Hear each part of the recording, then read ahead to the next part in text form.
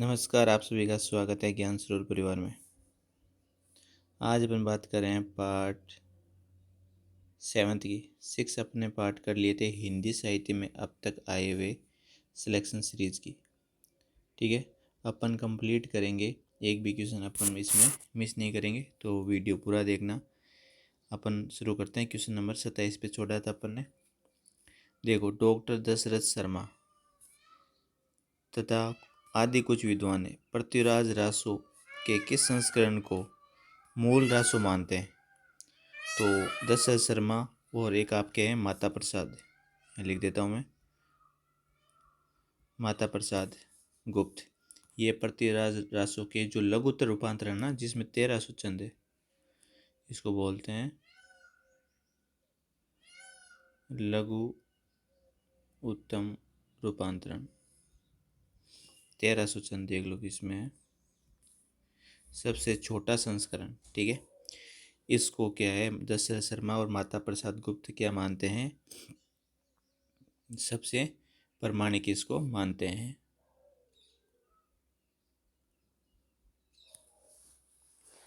अगर आपको ये क्वेश्चन ऐसे पूछ ले कि आप बताओ कि जो वृहद रूपांतरण है ये वाला, जिसमें 16,306 छंद है, इसको प्रमाणिक कौन मानता है? तो ये मानते हैं आपके, इधर ही लिख लेना, मथुरा प्रसाद दीक्षित। ठीक है, वापस एग्जाम में ये क्वेश्चन आ सकता है। अब देखो, आप सबको पता ही है कि एक दो बातें और कर लेते हैं इसके बारे में कि भाई पृथ्वीराज रासो किसने लिखा? तो चंद्रप्रदाय ने। ठीक है, और इनका जन्म कब हुआ था? 1168 ईस्वी में। कहाँ पे? लाहौर में।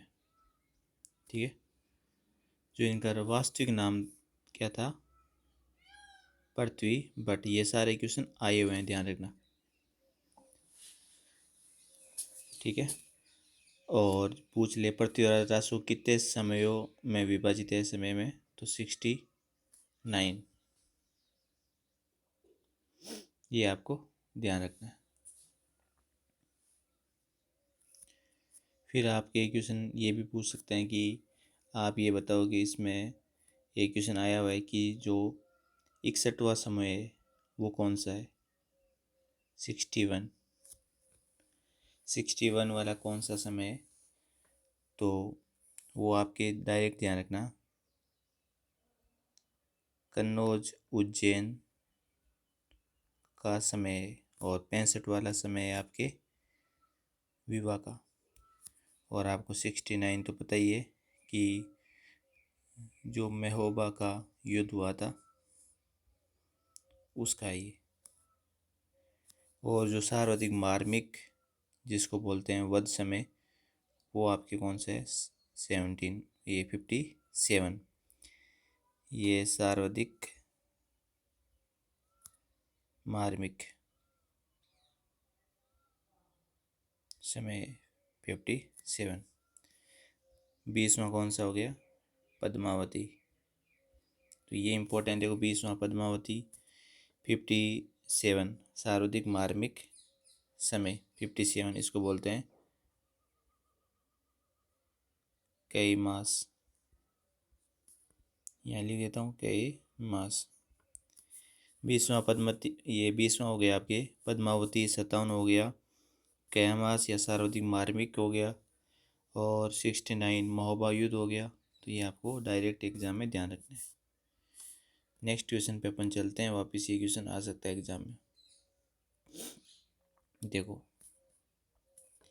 बिसलदेव, एक सेकेंड, बिसलदेव रास के संपादनकर्ता इनमें से कौन है? तो बिसलदेव रास के संपादनकर्ता कौन है? एक तो आपके माता प्रसाद गुप्त है और एक अग्रचंद नाटा है। ठीक है, तो मोस्ट इम्पोर्टेंट, बिसलदेव रासो आपके 14वीं विक्रम संवत। बिसलदेव रासो के रचनाकार आपके नरपति नाल है। और आपको पता ही इसमें जो प्रथम खंड था वो आपके जो मालवा नरेश थे भोज, और उनकी मालवा नरेश भोज परमार की पुत्री राजमती और बिसल देव के क्या का है, किसका है, विवाह का है।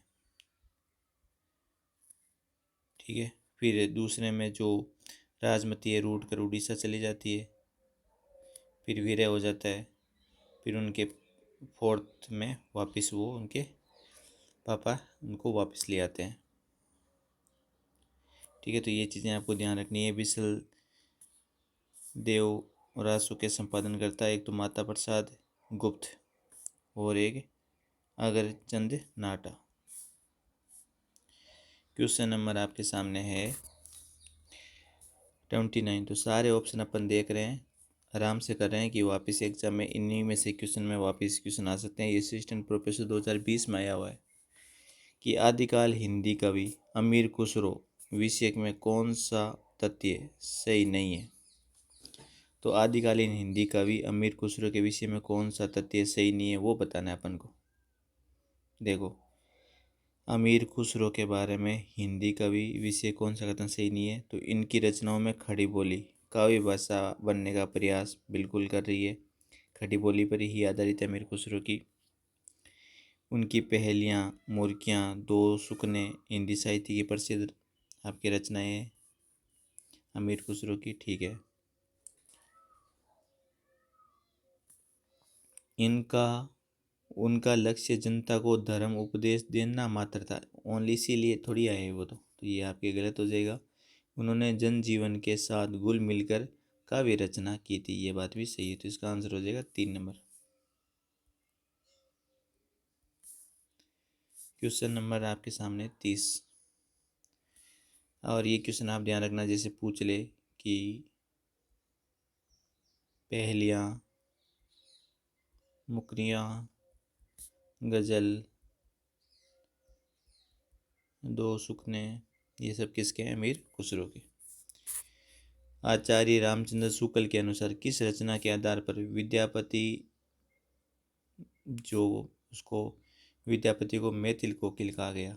तो ये आपके पदावली के आधार पर शुक्ल ने विद्यापति को क्या कहा था, मैथिल कोकिल कहा था। ठीक है, पदावली आपके मैथिली भाषा की है और कीर्तिलता कीर्तिपता का अवट। और फिर आपको विद्यापति की बाकी रचना भी आपको एग्जाम में डायरेक्ट यहाँ से पूछते हैं कि लिखनावली, पुरुष परीक्षा, दान वाक्यावली, ठीक है,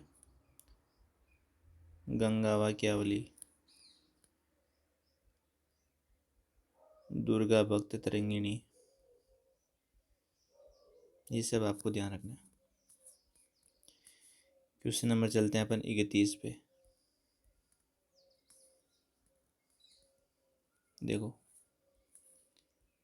इनमें से कौन सा विवरण सही नहीं है, आपको ये बताना है कि इनमें से कौन सा विवरण जो सही नहीं है उसको अंडरलाइन कर लेना कि नहीं के बारे में अपन को बताना है।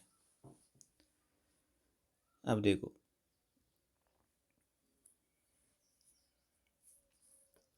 पहला ऑप्शन देखना, हिंदी प्रदेश में पूर्व विभाग में जो जैन साधुओं ने हिंदी कविता के माध्यम से जैन समेत को, इसमें क्या, जैन समेत का प्रचार पूर्व विभाग में बिल्कुल करा है। अब देखो, हिंदी प्रदेश में पूर्व विभाग में जैन साधुओं ने हिंदी कविताओं के माध्यम से जैन मत का प्रचार करा है। मोस्ट इम्पोर्टेंट है, इसका ध्यान रखना। देखो, जैनों में कौन आते हैं, एक तो महावीर स्वामी आते हैं। ठीक है, जो महावीर स्वामी के टाइम थे उसी समय भारत में जैन का प्रचार या धर्म का प्रचार सबसे ज़्यादा हुआ था। ठीक है, देखो मतलब ये पूर्ण रूप से सत्य नहीं है। मतलब ठीक है कि हिंदी प्रदेश में पूरी भाग में जैन था, कि शुरू में अपन बात करें कि बुद्ध के समय भी ये मतलब आपके बिहार और अवध प्रांतों में क्या था, जैन का प्रचार हो रहा था। पर हिंदी कविताओं के माध्यम से जैन मत का प्रचार हुआ। इसके बाद अपन देखें तो ये दक्षिण में भी अपन बात करें कि इसमें भी यहाँ पे क्या है, जैन का केंद्र बन गया था। जैसे अपन बात करते हैं मथुरा, फिर धीरे धीरे गुजरात, ये पूरा का पूरा आपका पश्चिम वाला इलाका भी आ गया था। ठीक है, इसलिए ये सही नहीं है। आगे देखो इसका ऑप्शन, सिद्धों की वाममार्ग की भोग साधना की प्रतिक्रिया में नाथपंथियों की हठ योग साधना प्रारंभ हुई। सही बात है, सिद्धों की जो वाममार्ग की भोग साधना की प्रतिक्रिया है उसी से ही तो नाथपंथियों की हठ योग साधना प्रारंभ हुई। ये कथन सही है। ठीक है, जैन साहित्य का आचार, रास, फागु, चरित, ठीक है, आदि शैलियों में रचा गया है। ठीक है, सिद्ध साहित्य बौद्ध धर्म की वर्ज्यान उपशाखा से विकसित हुआ। जो सिद्ध साहित्य का बौद्ध धर्म है वो किस शाखा से है? वर्ज्यान शाखा से। तो ये तीनों ही कथन सही है। तो इसका गलत क्या हो जाएगा? 1 नंबर, क्योंकि 1 नंबर बाद में इधर आपके पश्चिम में भी गुजरात, काठियावाड़, यहाँ पे भी जैनों का प्रचार हो रहा था। कुषाण काल में जो मथुरा था वो एक प्रमुख केंद्र बन गया था जैन धर्म का। ठीक है, आगे चलो क्वेश्चन नंबर 32 में। अपभ्रंश के कवियों को विस्मरण करना हमारे लिए हानि की वस्तु है। जो अपभ्रंश के कवि है उनको याद करना हमारे लिए हानि की वस्तु है, ऐसा कौन कहता है? यही कवि हिंदी काव्य धारा के प्रथम स्रष्टा थे। देखो, तो ये कथन किसका है? ये राहुल शंकरत्यान है। हिंदी काव्य धारा कि जो अपभ्रंश के कवियों का विस्मरण करना हमारी एक हानि हो सकती है। मोस्ट इम्पोर्टेंट है, ये आप ध्यान रखना। ये राहुल शंकरत्यान का है। अब देखो, एक मैंने पहले ही बताया था कि भाई पुरानी हिंदी को प्राकृत भाष हिंदी या अपभ्रंश किसने कहा? पुरानी हिंदी को प्राकृत भाष या अपभ्रंश किसने कहा? तो शुक्ल जी ने। ये ध्यान रखना है। और जो राहुल शंकरत्यान है ये तो आप जानते ही हो कि इसने हिंदी का जो प्रथम कवि है वो सरप्पा को माना है। सबसे यही हिंदी के प्रथम कवि है और कौन मानते हैं? सरप्पा। और वैसे भी कौन है? सरप्पा हिंदी के प्रथम कवि। आगे देखो, क्वेश्चन नंबर आपके सामने है 33। इस पुस्तक की भाषा को कवि ने स्वयं अवट कहा है। ठीक है, और बीच बीच में मैथिली भाषा के प्रयोग आ गए। भाषा के अध्ययन की दृष्टि से इस पुस्तक का महत्व है ही। HPD हजारी प्रसाद द्विवेदी का ये कथन किस कृति के लिए कि इस पुस्तक की भाषा स्वयं कवि ने अवट कहा था? ऐसी कौन सी भाषा है जो कथन हजारी प्रसाद द्विवेदी कह रहा है? किसके लिए कह रहा है? तो अवट में कीर्ति पताका भी थी और कीर्ति लता भी थी। ठीक है, तो कीर्ति लता जो विद्यापति की क्या है? एक ऐतिहासिक रचना है। इसके लिए कि इसकी स्वयं भाषा कवि ने अवट का है, ये ऐसा हजारी प्रसाद द्विवेदी कहते हैं। और जैसे कीर्ति लता को जो विद्यापति खुद है, ठीक है, वो क्या कहते हैं कि ये तो इनको कीर्ति लता को क्या कहा? कहानी कहा है। ठीक है, दोनों ही रचना मैंने बता दिया आपकी अवध भाषा में है। अब देखो, और बाकी तो जैसे आपने बाकी जो विद्यापति की बाकी रचना है वो अपने देख ली थी। पुरुष परीक्षा जो हर बार एग्जाम में आती है विद्यापति की। ठीक है, दान वाक्यावली, गंगा वाक्यावली, दुर्गा भगत, तरंगिनी हो गया, गोरक्ष विजय हो गया, और एक और याद रख लेना, भू परिक्रमा। ठीक है, तो अपने बाकी क्वेश्चन भी इसके देख लिए। 33 हो गए। 34 नंबर क्वेश्चन पे देखो, साधारणतः सन, देखो साधारणतः सन ईस्वी की 10वीं से लेकर 14वीं शताब्दी के काल को, 10वीं से लगाकर 14वीं शताब्दी के काल को हिंदी साहित्य का आदिकाल कहते हैं। तो ऐसा कहने वाले कौन है? आपके हजारी प्रसाद द्विवेदी। हजारी प्रसाद द्विवेदी आदिकाल को क्या नाम दिया? आदिकाल के नाम से ही दिया। आदिकाल को वीर गाथा काल किसने दिया था? आपके शुक्ल जी ने। और कभी कभी पूछते हैं चारण काल, वहाँ पे ऑप्शन नहीं आता आपके ग्रेसन। तो चारण काल अगर दिख जाए और ये क्वेश्चन आया वो भी अपन देखा था, तो राम कुमार आंसर करना है, गृह से नहीं दिखे तो। क्वेश्चन नंबर आपके सामने है 35। देखो, चौपाई दोहे का सबसे पुराना प्रयोग शायद यही है। जो पुराना साहित्य उपलब्ध है उससे लगता है कि पूर्वी प्रदेश के बौद्ध सिद्धों ने ही इस शैली का लिखना शुरू किया था। सरप्पा के विषय में ये कथन किसका है कि दोहा चौपाई चौपाई दोहे का सबसे पुराना प्रयोग यही है। ये किसने कहा था? आपके हजारी प्रसाद द्विवेदी ने कहा था सरप्पा के संदर्भ में। हिंदी के पहले कवि जो राहुल संकृत्यान इनको मानते हैं। क्वेश्चन नंबर अगला देखो, डायरेक्ट क्वेश्चन देखना कि सुमेलित जो नहीं है वो आपको इसमें से बताना है कि क्या आएगा इसमें। देखो, पहला ऑप्शन है आपके सामने चंदन बालारास, ये किसका है? आशुक का है। ठीक है। स्तुली भद्ररास मोस्ट इम्पोर्टेंट है, आया हुआ है, ये किसका है? ठीक है, इसको इधर लिख देते हैं, ध्यान रखना, मोस्ट इम्पोर्टेंट क्वेश्चन है। जींद्रम सूरी का स्तुली भद्ररास। और ये पूछ ले कि विजय सेन सूरी इसका ग्रंथ कौन सा है?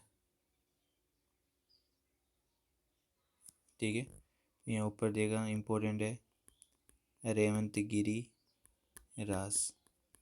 रेवंत गिरी रास तो है विजय सेन सूरी का।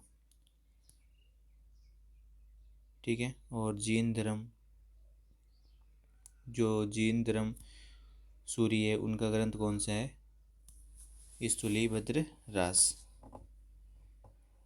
फिर अपन बात करते हैं कि उक्ति व्यक्ति प्रकरण, ये ठीक है, सबको पता भी है, दामोदर पंडित का है। और जो वन रत्नाकर है वो ज्योतिषवर ठाकुर का है। तो ये चीज़ें ध्यान रखना, वापस एग्जाम में क्वेश्चन पूछ सकते हैं कि भाई चंदनमाला राज किसका है? तो आशुक है। स्तुलिभद्री राज किसका है? तो जीन धर्म सूरी का है। ठीक है, और रेवंत गिरी राज किसका है? तो वो विजय सेन सूरी का है। उक्ति व्यक्ति प्रकरण किसका है? दामोदर पंडित का है। वन रत्नाकर किसका है? ज्योतिषवर ठाकुर का है।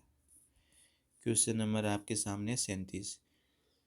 कुएलमाला ग्रंथ जिसमें 18 भाषाओं का उल्लेख है, किसकी है? उद्योधन सूरी की है। ठीक है, आगे देखो, क्वेश्चन नंबर आपके सामने 38। पुष्य या पुण्य को हिंदी का प्रथम कवि किस आलोचक ने माना है? तो पुष्य या पुण्य को हिंदी का पहला कवि कौन मानते हैं? शिव सिंह सेंगर मानते हैं। मोस्ट इम्पोर्टेंट है। देखो, जो मिश्र बंधु है वो हिंदी का प्रथम गद्यकार किसको मानते हैं? गोरखनाथ को। ठीक है, और जो राम कुमार है वर्मा, राम कुमार वर्मा अंडरलाइन कर लेना, ये आपके हिंदी का जो प्रथम कवि किसको मानते हैं? स्वयंभू को।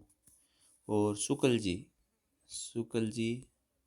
किसको मानते हैं? राजा मुंज को हिंदी का प्रथम कवि मानते हैं या आरंभ करता। शुक्ल आरंभ, मिश्र गोरखनाथ गद्यकार, राम कुमार वर्मा स्वयंभू, पुष्य या पुंड शिव सिंह सेंगर, राहुल संकृत्यान सरप्पा। ठीक है, तो ये सारे आपको दिमाग में रखने हैं। सरप्पा ने क्या लिखा था? आपको पता है कौन सी रचना लिखी थी? दोहा कोश। ये सारे एग्जाम आए हुए, अपन साथ साथ इसका रिपीट कर रहे हैं। और जो गणपति चंद्रगुप्त है वो किसको मानते हैं? शालिभद्र सूर्य को हिंदी का प्रथम कवि मानते हैं। तो यहाँ से वापस क्वेश्चन रिपीट होगा, 100% है, तो ध्यान रखना। Question number 39। रत्नाकर जोपम कथा पुस्तक का संबंध किससे है? जो रत्नाकर जोपम कथा है उसके आपको ध्यान रखना है कि किसकी पुस्तक है। इसका संबंध है आपके व्रज यानी सिद्ध से। रत्नाकर जोपम कथा का संबंध वर्ज्यान सिद्ध से है। देखो, जो बौद्ध धर्म था उनकी दो ही शाखा थी, ठीक है। एक तो थी आपके हीनयान शाखा और एक थी आपके महायान शाखा। और जो हीनयान शाखा है इसी को क्या बोलते थे, ध्यान रखना, व्रजयान शाखा के नाम से इसको जाना जाता था, ठीक है। देखो, जो बौद्ध धर्म है उसमें जो तांत्रिक प्रभाव था वो बहुत ज़्यादा मतलब बढ़ रहा था। तो उसके लिए फिर एक नई शाखा का इन्होंने उल्लेख करा, वो है वर्जयान शाखा का। इसमें क्या है, विकास करा था। तो इसमें क्या है, तंत्र और मंत्र वगैरह जो भी क्रिया होती थी वो सब इसमें आती थी। और जो वर्जयान शाखा में जो इनका जो धर्म था उनके प्रचार से ये संबंधित थी, ठीक है। तो ये चीज़ें आपको ध्यान रखना है। बौद्ध शाखा की दो शाखा, एक तो हीनयान, एक महायान शाखा। हीनयान को ही वर्जयान शाखा कहा जाता है। और एक शाखा जो तांत्रिक से संबंधित तीन दिन की, ठीक है, इनका एक नया रूप दे दिया वर्जयान, ठीक है। तो ये आपको ध्यान रखना है। क्वेश्चन नंबर आगे चलते हैं अपन। तो इसका आंसर एक हो गया।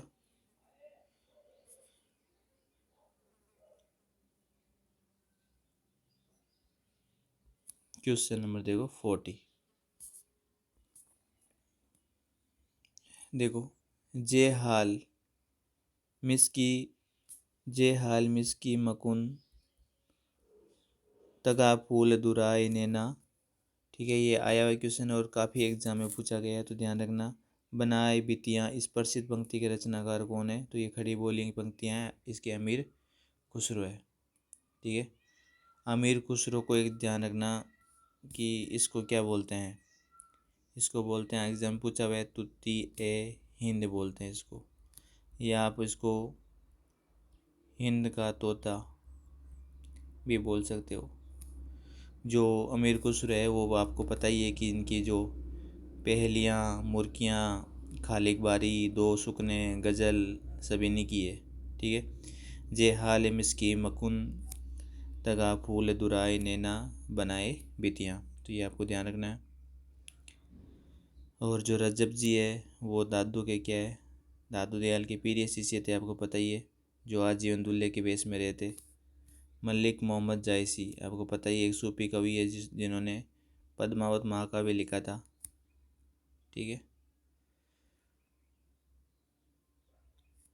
जायसी, आपको ये पता है कि इसकी अन्य रचना भी जायसी के एग्जाम में और पूछ ली जाती है। देखो कौन सी है, अखरावट, आखिरी कलाम, ठीक है, ये भी नहीं की है। फिर अपन बात करते हैं नेक्स्ट, निर्भय भीम व्यायाम योग के लेखक कौन है, तो निर्भय भीम व्यायाम योग के लेखक कौन है, तो रामचंद्र सूरी।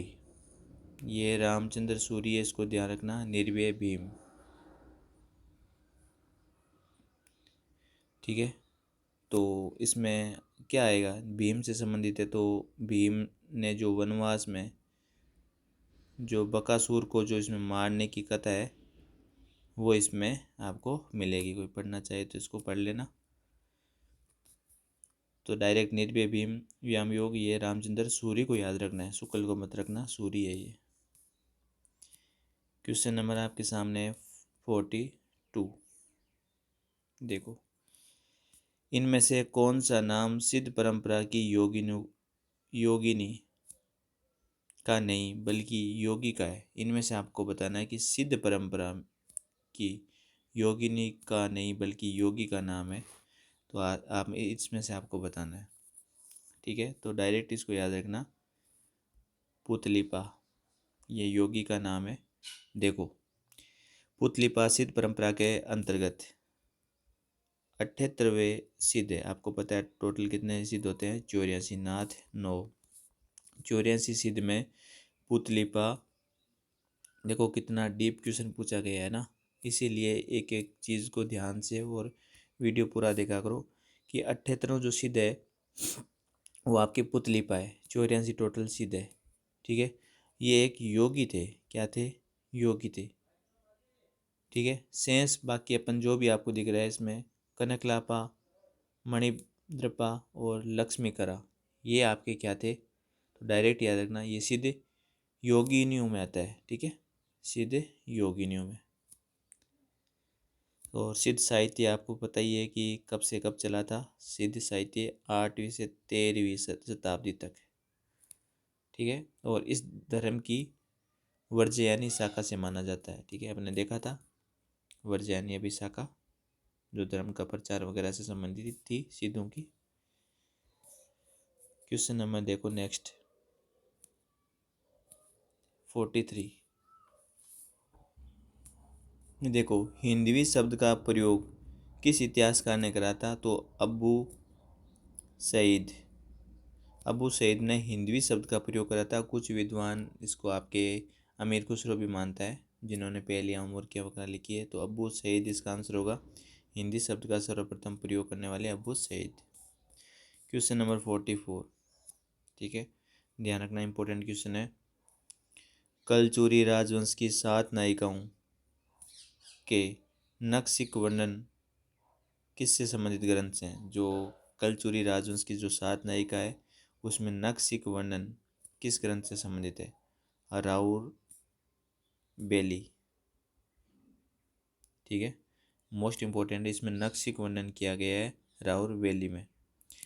और जिसके राउर वेली के रचनाकार कौन है? रोडा कवि। मोस्ट इम्पोर्टेंट आया हुआ क्वेश्चन है। ठीक है, इसमें अब मैंने जब पहले भी पढ़ाया था तभी इसको मैं पूरा बताया था इसमें कि इसमें शिलांकित कृति के साथ साथ चंपू काव्य भी इसमें है। मतलब जो चंपू काव्य क्या हो गया? गद्य और पद्य का मिश्रित। बाकी उक्ति व्यक्ति प्रकरण आप सबको पता है कि उक्ति व्यक्ति प्रकरण किसका लिखा गया है? दामोदर शर्मा का। और इसको उक्ति व्यक्ति प्रकरण को हिंदी व्याकरण का पहला ग्रंथ, मोस्ट इम्पोर्टेंट। उक्ति व्यक्ति प्रकरण किसका है? दामोदर शर्मा का। हिंदी व्याकरण का पहला ग्रंथ कौन सा है? उक्ति व्यक्ति प्रकरण। ठीक है, और 12वीं शती के उपराध में लिखा गया है। वर्ण रत्नाकर अपने ऊपर भी देखा था। वर्ण रत्नाकार किसका है? तो ज्योतिश्वर ठाकुर का है। इसकी भाषा वर्ण रत्नाकार की कौन सी है? आपके मैथिली। बाकी कोयल माला तो आपको पता ही है, उद्योधन सूरी की है। 18 भाषाओं का उल्लेख है इसमें। क्वेश्चन नंबर देखो, सारे क्वेश्चन अपन ऑप्शन देख के कर रहे हैं कि एग्जाम में कोई सा भी क्वेश्चन आ सकता है। ठीक है, ऑप्शन काट के भी कर सकते हो। जैसे ये क्वेश्चन था, आपको पता है उक्ति व्यक्ति प्रकरण दामोदर शर्मा का है। कोयल माला ग्रंथ ठीक है उद्योधन सूरी का है। वन रत्नाकर आपके ज्योतिश्वर ठाकुर का है। तो 3 तो आपको पता ही है, तो चौथा आंसर अपना भी आ जाएगा। ऐसे भी आप क्वेश्चन इसको ऑप्शन एलिमिनेशन करके भी आप इसमें कर सकते हो। देखो काम भाव शरीर का सौंदर्य उनके यहाँ उत्सव रूप में है। काम का भाव और शरीर का सौंदर्य उनके यहाँ उत्सव के रूप में है। विद्यापति के संदर्भ में ये कथन काम भाव और शरीर के सौंदर्य की बात विद्यापति के संदर्भ में रामस्वरूप चतुर्वेदी ने कही थी। ये आपको ध्यान रखना है। आपको वो भी तो पता होगा, शुक्ल का विद्यापति के बारे में कहा था कि आध्यात्मिक रंग के चश्मे ठीक है आजकल बहुत सस्ते हो गए हैं, उन्हें चढ़ाकर जैसे कुछ लोगों ने गीत गोविंद को आध्यात्मिक संकेत दिया है। ठीक है, ये विद्यापति के संदर्भ में शुक्ल जी ने कहा था। तो मतलब शुक्ल महाराज ये चश्मा लगा देना ना। और HPD का अच्छा सेंटेंस था कि श्रृंगार रस के विद्यापति क्या है? सिद्ध वाक कवि है। और विद्यापति को जातीय कवि किसने कहा था? जाति से बचना चाहिए, बच्चन सिंह ने। ऐसे मैंने आपको बताया था। तो सारा ऐसे भी आप कर सकते हो, इन्होंने कुछ कहा नहीं। ठीक है, आगे देखो 46। अपभ्रंश में दोहा काव्य की परंपरा का आरंभ किस कवि ने करा था? जो अपभ्रंश में दोहा काव्य, देखो दोहा काव्य की परंपरा का आरंभ किस कवि ने करा था? पूरा ध्यान से देखना। अपभ्रंश में दोहा काव्य की परंपरा का जो आरंभ करा था वो जोइंदू ने करा था। ठीक है, किसने करा था? जोइंदू ने। तो अपभ्रंश में दोहा काव्य और जोइंदू की दो रचनाएं, कितनी है? दो रचनाएं, ध्यान रखना। देखो एक तो है धर्म दर्शन, ठीक है, और एक है आपकी इंद्रिय निर्गय। और हेमचंद्र को तो आपको पता ही है, प्रसिद्ध एक जैन आचार्य हेमचंद्र, और इनको क्या बोलते हैं? प्राकृत का पाणिनि भी कहा जाता है। हेमचंद्र का जो आपको ग्रंथ है आप सबको पता ही होगा, इसको क्या बोलते हैं? शब्दानुशासन। ठीक है, और तो क्या है? धनपाल, धनपाल को देख लो। धनपाल को मुंज ने सरस्वती की उपाधि दी थी। धनपाल को मुंज ने सरस्वती की उपाधि दी थी, ये भी आप ध्यान रखना। क्वेश्चन नंबर चलते हैं अपन 47 पे। देखो इनमें से किस काव्य धारा में सहज भोग मार्ग से, किस मार्ग से? भोग मार्ग से, देखना, जीव को मासुख की ओर उन्मुख किया है। भोग मार्ग से कहाँ आ रहा है? जीव के आपके महासुख। तो भोग मार्ग से जीव के महासुख में आएंगे आपके सिद्ध साहित्य में। मोस्ट इम्पोर्टेंट है, ध्यान रखना। महासुख इसमें आता है। ठीक है, सिद्ध साहित्य में सिद्धू ने पंचमार्ग, वो आपने देखा था कि मांस, मछली, मदिरा, मुद्रा और मैथुन, इनकी दुष्प्रवृत्ति देखने को मिलती है। और साधना भक्ति, साधना पद्धति में शिव भक्ति के युगल रूप में इसमें उपासना की जाती है। देखो अब यहाँ से आप सिद्ध साहित्य की मैं विशेषता बता देता हूँ जो एग्जाम में क्वेश्चन डायरेक्ट आता है। एक तो आती है जीव की मासु की ओर, तो आ गया जीवन की सहजता और स्वाभाविकता, गुरु के प्रति इनके आदरता, तो गुरु महिमा दिखेगी। पाखंडों की इसमें कटु आलोचना थी, पाखंड वगैरह इसमें नहीं चलेंगे। रहस्यवाद तो जान रहते ही है, रहस्यवाद की प्रवृत्ति मिलेगी। और जन भाषा, इसका प्रयोग इसमें मिलेगा। तो ये सिद्ध साहित्य की विशेषता आपको ध्यान रखना है इसमें। ठीक है, तो भोग मार्ग से कहाँ गई? ये मासुख की ओर, जीव के मासुख की ओर। क्वेश्चन नंबर आपके सामने 48। देखो रामचंद्र शुक्ल के अनुसार चंद्रप्रदाय का अवतार। देखो चंद्रप्रदाय ने आपको पता है कि पृथ्वीराज रासु लिखा, और ये पूरा किसने करा था? इनके पुत्र जलन, ठीक है, जलहन, इन्होंने इसको पूरा करा था। और शुक्ल जी है वो चंद्रप्रदाय को हिंदी का प्रथम महाकवि और रासु को हिंदी का प्रथम महारासु इसमें मानते हैं, या महाकाव्य। ये बेसिक चीज़ें आपको पता ही है। ठीक है, जो चंद्रप्रदाय थे यार वो आपको ही पता है कि व्याकरण तो जानते ही थे, क्योंकि उनका जो पीरियड था वो कौन सा था? मोस्ट इम्पोर्टेंट है, छपे। ठीक है, छपे इनका पहला छंद था, इसीलिए आपका जो शिव सिंह सेंगर है, ठीक है, इन्होंने क्या कह दिया चंद्रप्रदाय को कि ये तो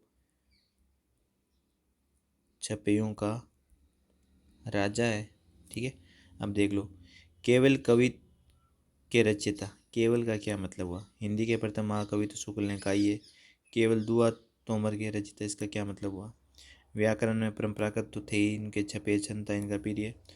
तो 2 और 4 इनका आंसर हो जाएगा। ठीक है, तो ये आपको ध्यान रखना है।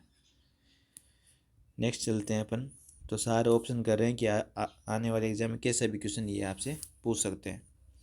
मतलब ये कहने के तो 49 क्वेश्चन अभी अपन ने ये वाली सीरीज़ अपन ने करी है, इससे पहले भी अपन ने 130 प्लस क्वेश्चन करे हैं। ठीक है, तो इसमें चारों ऑप्शन अपन साथ में कर रहे हैं, जिससे कैसा भी क्वेश्चन एग्जाम में बन सकता है। अब देखो, इनको आपको जन्म काल से लगाकर कवियों का सही क्रम, आपको एक चीज़ सबसे पहले पता होनी चाहिए कि स्वयंभू वो 783 ईस्वी सबसे पहले था। मतलब जो सबसे पहले आएगा ना वो 2 नंबर आएगा। देख लो ऑप्शन में 2 नंबर कहाँ है।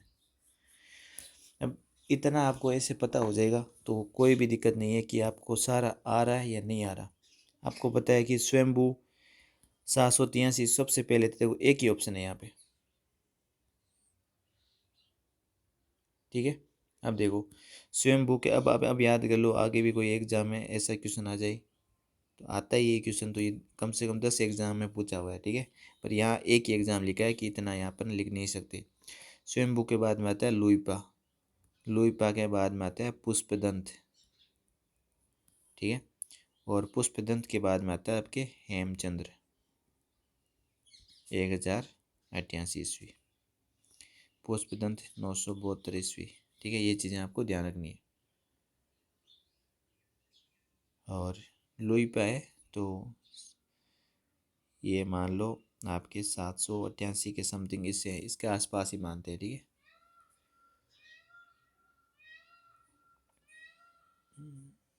ठीक है, तो इसका आंसर क्या हो जाएगा आपके, इसका सही आंसर आपके बोर्ड ने 2 नंबर ही मान रखा है, ध्यान रखना।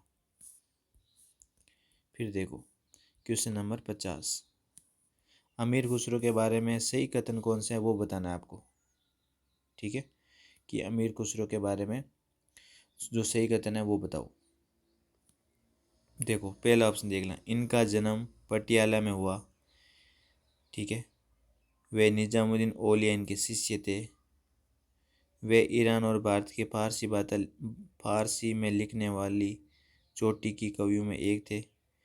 और इन्होंने कहा था कि मैं हिंदुस्तान की तूती हूँ, मुझसे कुछ पूछना हो तो फारसी में पूछो। बहुत ही इम्पोर्टेंट क्वेश्चन है। अब आजकल अवधारणात्मक क्वेश्चन आने लग गए। ठीक है, ऐसे ही क्वेश्चन आते हैं जिसके बारे में आपको अमीर खुसरो के बारे में पूरा पता होगा तो ये आप इसका आंसर कर पाओगे। ठीक है, सबसे पहले आपको पता है कि जो खुसरो जी का जन्म है, ठीक है, वो 1255 ईस्वी में कौन सा जिला है, एटा जिला। ठीक है, एटा जिले के पटियाला गांव में, पटियाली नामक गांव में हुआ है। तो एटा जिला था और पटियाली नामक गांव में हुआ है। इनका कौन सा उत्तर इसमें से सही है वो आपको बताना है। तो पटियाली था, नॉट पटियाला। गलत हो गया ना। ठीक है, तो ये ध्यान रखना था। और इन्होंने कहा था कि मैं हिंदुस्तान की तूती हूँ, मुझसे कुछ पूछना हो तो हिंदी में ही पूछो। मैं हिंदुस्तान की तूती हूँ, मुझसे पूछना हो हिंदी में ही पूछो। ठीक है, ये बात ठीक है। एक सेकेंड, आगे देखो, खालिक बारी, पहेलियाँ, मुर्गियाँ, दो सुकन गजलें तो अपन पढ़ ली थी। इनके जो इनके ये निजामुद्दीन औलिया के ये क्या है, शिष्य थे। कौन, अमीर खुसरो।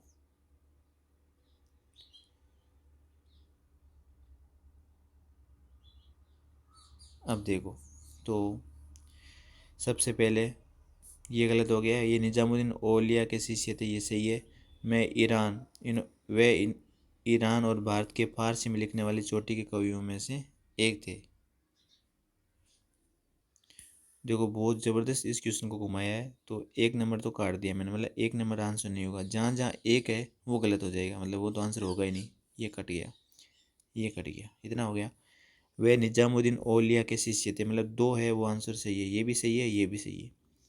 वे ईरान और भारत के फारसी लिखने वाली चोटी के कवियों में से एक थे। किसी को ये नहीं पता तो भी कोई दिक्कत नहीं है। देखो उन्होंने कहा था कि मैं हिंदुस्तान की तूती हूँ, मुझसे कुछ भी पूछना हो तो फारसी में पूछो। देखो फारसी में पूछो, ये इन्होंने नहीं कहा था, इन्होंने कहा कि हिंदवी में पूछो। ये लाइन इतनी तो इन्होंने सही की। यहाँ इन्होंने क्या ऑप्शन चेंज कर दिया कि मुझसे कुछ पूछना है तो हिंदवी में पूछो।